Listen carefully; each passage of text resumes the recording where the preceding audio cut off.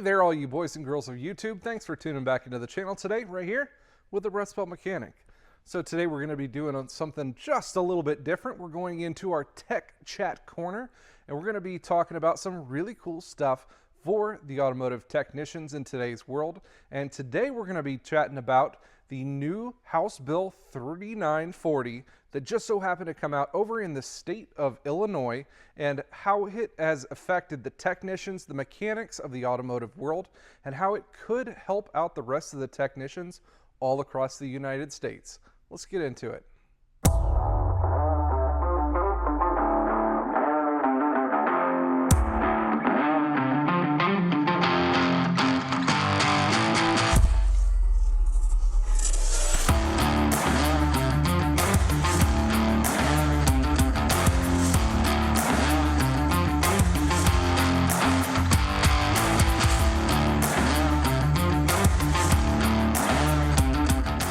So what is one of the biggest pet peeves of today's technician world? Some people are really stupid.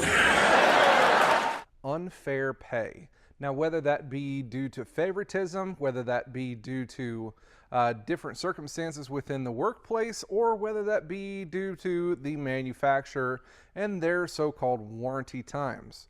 Well, most of the time what I hear from technicians is due to warranty times. The biggest grievance is the fact that there's a double standard in the automotive world right now, where customers will pay one amount, but the dealership is able to pay the technicians another amount from the manufacturer. Now, a lot of people have grievances with the dealer, saying the dealer is taking unfair advantage of the technician, when most of the time it's not really the dealership. It is the actual manufacturer and their posted warranty times. For those of you who do not understand what I'm talking about, we're talking about warranty times within the technician field. Technicians get paid flat rate pay. That means per the job. We're going to say you get a vehicle that comes in and it needs a water pump. Water pump pays me a certain amount of time to do that job. Now, normally, if a customer just came in and paid money, that's what we call customer pay time. That one's going to pay me 3 hours to repair or replace that water pump. Now, if for some reason your vehicle's under the manufacturer's warranty, that one is going to be paid a different way from warranty time from the manufacturer. The manufacturer is saying, well, you guys are certified mechanics, you should be able to do it faster, and we honestly don't want to pay you much of anymore, so we're going to pay you 2 hours or 1.7 hours to do that same job. Every other person in the United States is paying 3 hours, but because it's our warranty and we have to pay you for it, we're going to pay you 1.8 hours. You can see where the double standard is there. Stupid is, stupid does, Mrs. Blue. Now, a lot of the people that I talk to that come into the dealership, they've got a couple of different thoughts going through their head. They're like, all right, well, it's under warranty. You guys should be happy that I'm bringing you the work. To be totally honest, most dealerships and most places these days are so heavily overworked that they don't need the extra work, you might say, getting tossed onto their plate. So you can't really use the excuse that I'm giving you guys something to do. It's not there.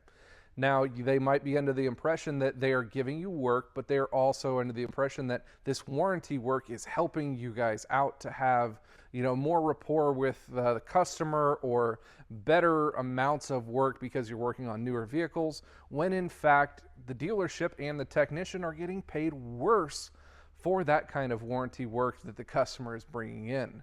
I know it's hard to believe for some people, but that job is paying us worse than somebody else bringing in their car from another manufacturer. What? That just doesn't make sense to me. Now, getting into the real teeth of what House Bill 3940 does is that it levels the playing fields for dealerships and technicians. I know a couple of years ago there was a couple of states, Ohio included, where they can go into a manufacturer and give an average amount of repair orders to the manufacturer and try to bring up the amount of hourly pay that they are given from the manufacturer. Before it was, we'll say our shop rate was $125 an hour, but the manufacturer says, oh no, due to our practices, we're only going to give you $90 an hour. Well, they've come out with this thing I'm not really sure right off the bat, where they can show the amount of repair orders of customer pay time that they have and bring those to the manufacturer on those repairs, and they can actually raise the amount that the dealership is given per hourly rate. Now, this new House bill evens the playing field in the way of time.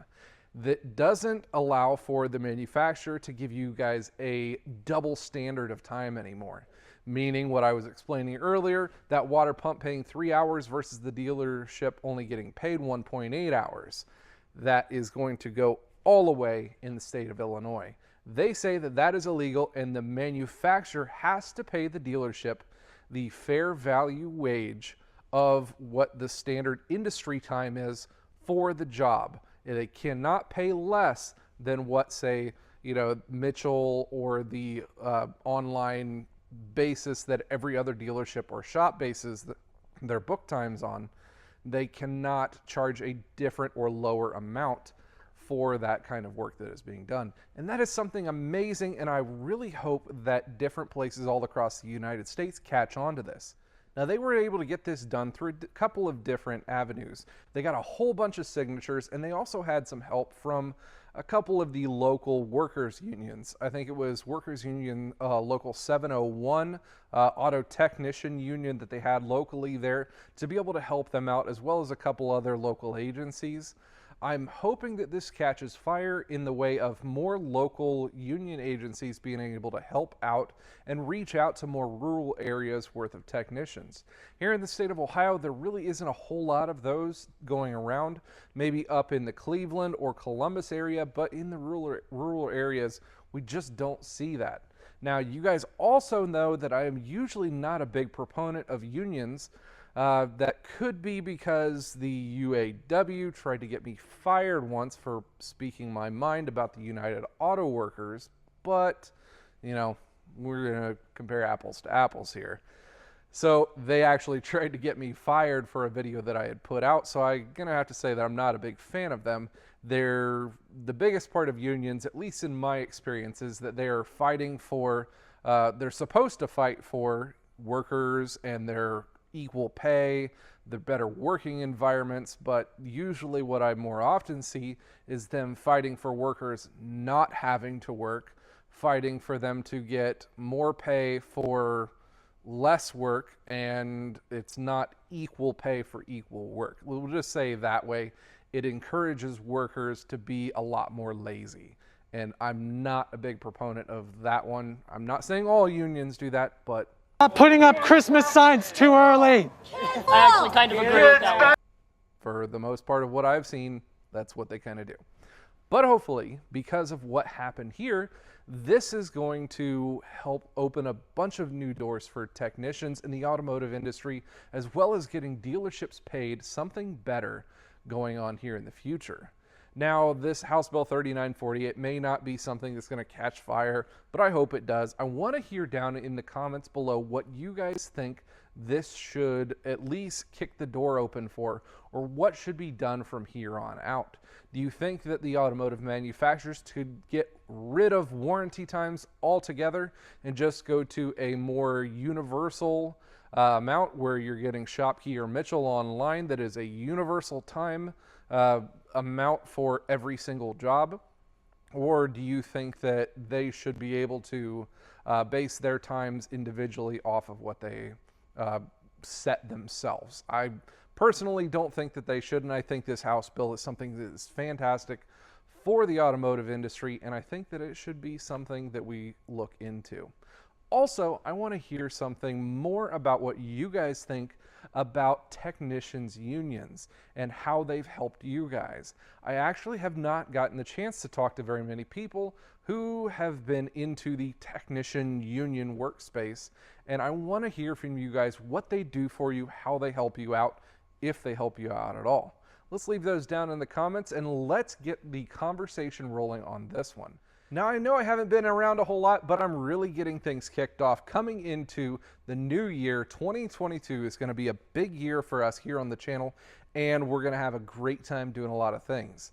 We're going to be getting into some motorcycles. We've got some work on the Duramax. I know it's in the background over here, but the transmission is messed up on that, so we're going to be doing some cool builds with Mark up at Kodiak Truck up in North Prairie, Wisconsin. It's going to be something exciting. We're going to be doing that probably the end of January or the beginning of February. Built trans stuff, that one's going to be exciting.